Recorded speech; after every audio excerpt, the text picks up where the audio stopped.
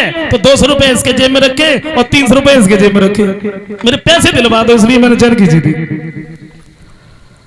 लड़कों ने सोचा बुड्ढा बड़ा चालाक निकला भाई, पैसे भी ले लिए। तो तजुर्बा है, सम्मान करना चाहिए, और सम्मान तो हर किसी का करना चाहिए, क्योंकि यहाँ कितने दिन तक रहना है बताइए, थोड़े दिन रहना है। और हम लोग जितने दिन रहे ऐसे बन के रहे जो जाने के बाद लोग कुछ दिनों तक तो नाम लें, हम ऐसे बन के न रहे तो जाने के तत्काल ही कहने लगे अच्छा हुआ चला गया। और रहना चाहिए, सोच समझ के रहना चाहिए, क्योंकि ये मानुष तन हमें मिला है। हाँ, हम कोई पशु पक्षी नहीं है, हम मानव इंसान है। ये सोच तो पशु पक्षियों में नहीं होती है, क्योंकि गोस्वामी तुलसीदास जी कहते हैं कि बड़े भाग मानुष तन पावा। मुझे कहते हैं इससे पहले पता नहीं हम क्या क्या बनते रहे, क्या करते रहे, कितने कष्ट उठाए, तब जाकर हमें मान उत्तर मिला। वो कुछ और भी तो लिख सकते थे, बड़े भाग हाथी तन पावा, नहीं लिखा। या वो ये भी तो लिख सकते थे कि बड़े भागी गधा तन पावा, नहीं लिखा। क्यों नहीं लिखा? क्यों नहीं लिखा? कभी सोचा आपने? देखो, पशु पक्षियों में और आदमियों में कोई ज्यादा फर्क थोड़ी है, कोई ज्यादा फर्क नहीं है। भूख आपको लगती है, उनको भी लगती है, नींद आपको आती है, उनको भी आती है, भय आपको लगता है, उनको भी लगता है, दर्द आपको होता है, उनको भी होता है, बच्चे आप पैदा करते वो भी करते हैं। क्या फर्क है बताइए? कोई ज्यादा फर्क नहीं। एक बार पशु पक्षी जितने भी थे ब्रह्मा जी के यहाँ पहुंचे, बोले आप हमें ये बताइए, बड़े भाग मानुष तन पावा, आदमी क्यों, हम क्यों नहीं? ऐसा आदमियों में क्या है जो मेरे अंदर नहीं है? क्या है आदमी में? तो ब्रह्मा जी ने एक चतुर चालाक आदमी को ही बुला लिया, बोले अब आपस में बात कर लो, आपस में बात कर लो।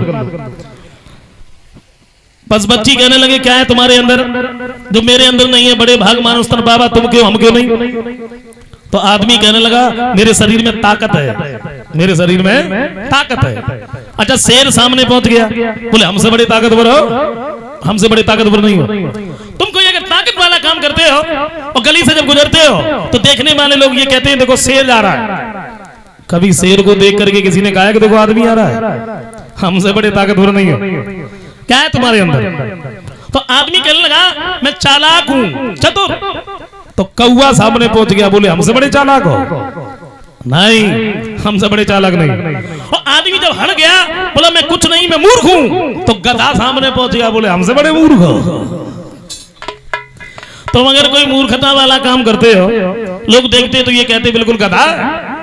नहीं, उनके अंदर केवल ये नहीं है। देखो, वो ना ही तो पवित्र होकर परमात्मा का भजन कर सकते हैं, ना ही अपना दुख किसी से कह सकते हैं, ना ही किसी का दुख सुन सकते हैं, ना ही किसी के दुख में हाथ बटा सकते हैं, और ना ही उनके अंदर ये ज्ञान है, बुद्धि है, विवेक है कि हमें क्या करना है क्या नहीं करना है। ये निर्णय करने की क्षमता नहीं है, ये हमारे तुम्हारे अंदर है। और जब हमारे अंदर ये निर्णय करने की क्षमता है, लेकिन हम, मुझे लगता है हम फिर भी निर्णय नहीं कर पाते। और उन्हें भगवान ने जितना ज्ञान दिया है वो तब से अभी तक अपने नियमों के अनुसार चलते, नियमों के अनुसार। बताइए, मुझे लगता है संसार में अगर कोई नियम तोड़ने वाला है वो केवल एक आदमी है, केवल आदमी है। पशु पक्षी सब अपने नियमों से चलते। सुबह 4 बजे ब्रह्म मुहूर्त में जाग जाना चाहिए, और ब्रह्म मुहूर्त का समय होता है सुबह 4 बजे से लगभग 5:30 बजे तक का। सारे पशु पक्षी जाग जाते, वो केवल आदमी एक ऐसा है जो सूर्य निकल आए, चादरा में मुखार बिंदी लेते, और फिर अंदर से ही आवाज लगा रहे, बोले चाय बनी का। शास्त्रों के अनुसार, आयुर्वेदिक के अनुसार शाम सूर्य अस्त होने के बाद भोजन नहीं करना चाहिए। अगर कोई परिस्थिति है वो एक अलग बात है, कोई भोजन नहीं करता रात में। पशु पक्षी जितने भी, कोई भोजन नहीं करता। वो केवल आदमी एक ऐसा है, 2 बजे जगा दो, खिला दो, खा लेंगे, कोई मतलब नहीं। कोई नियम नहीं रहा। बताइए क्या काय बात का नियम रहा? न जागने का, न सोने का, न बैठने का, न उठने का, और न खाने का, न पीने का, कोई नियम ही नहीं रहा। और जब कोई नियम नहीं रहा, इसलिए मुझे लगता है कि आदमियों के हॉस्पिटल ज्यादा है और पशु पक्षियों की कम है। हाँ,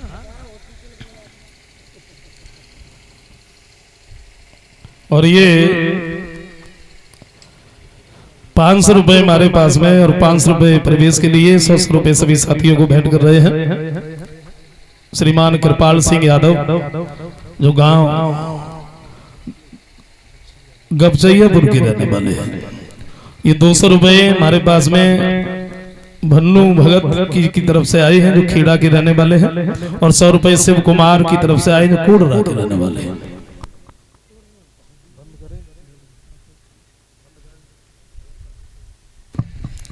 ये 100 रुपए हमारे पास में बबलू यादव की तरफ से आए हैं जो बनियानी कन्नौज के रहने वाले हैं।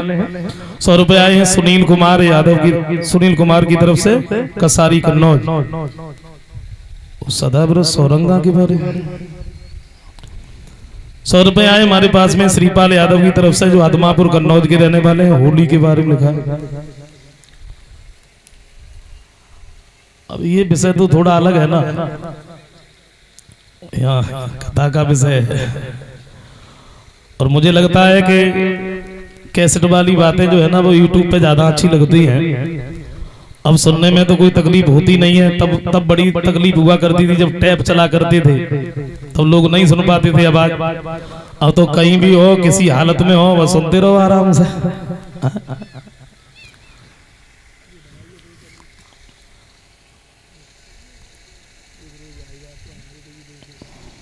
इगला नाव